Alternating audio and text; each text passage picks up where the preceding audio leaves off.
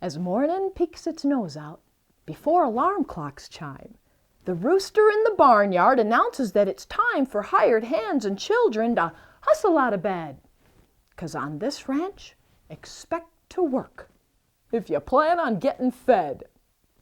Well, that's what Grandma told us, and we understood it too, 'cause long before the rooster crowed, guess what Grandma had to do? She'd mix up homemade biscuits, put them in to bake, then milk at least 10 Jersey cows by hand, for goodness sake.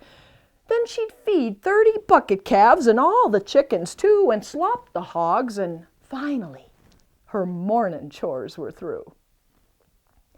She carried water from the well several times a day for washing stuff and cooking things from scratch, the country way.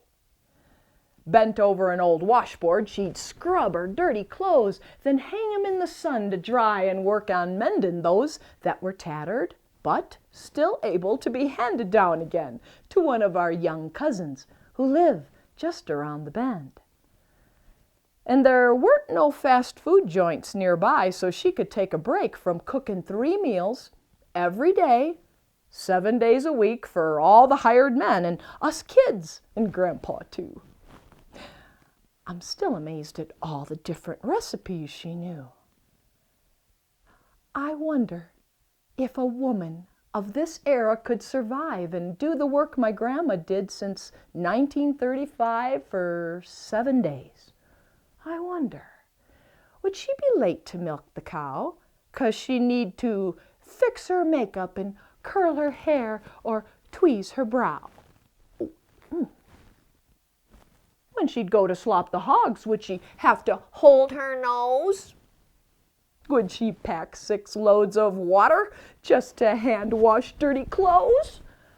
Well, I can guarantee this test would absolutely fail as soon as our ranch wife wannabe would break her sculptured nail. But Grandma, she would understand. That's just how she was. She gave of her life as a helpmate to that man she'd always loved. And no one had to wonder if her self-esteem was high. Folks didn't worry on such things. There simply wasn't time. And her counselor was the meadow. And there she spoke with God above, renewing her strength for tomorrow and overflowing with His love.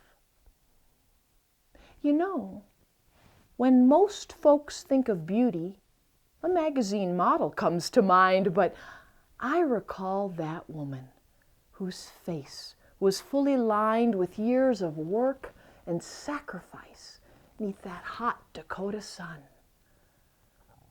And her eyes revealed a woman I hoped one day I'd become.